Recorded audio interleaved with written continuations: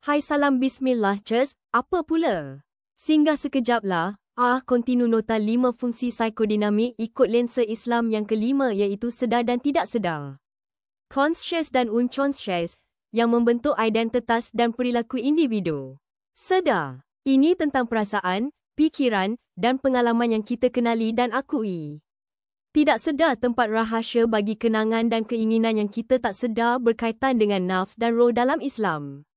Kedua elemen ini adalah kunci menuju kedamaian batin. Dengan mengenal diri sendiri, kita boleh mendongkrak perbaikan diri dan lebih dekat dengan Allah. Psikodinamik jadi seperti peta harta untuk menjelajah misteri jiwa.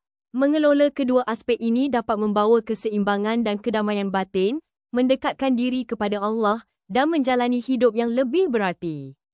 Selebihnya rujuk pakar agama sekian, bantu like, follow, subscribe. Terima kasih. Al-Fatihah.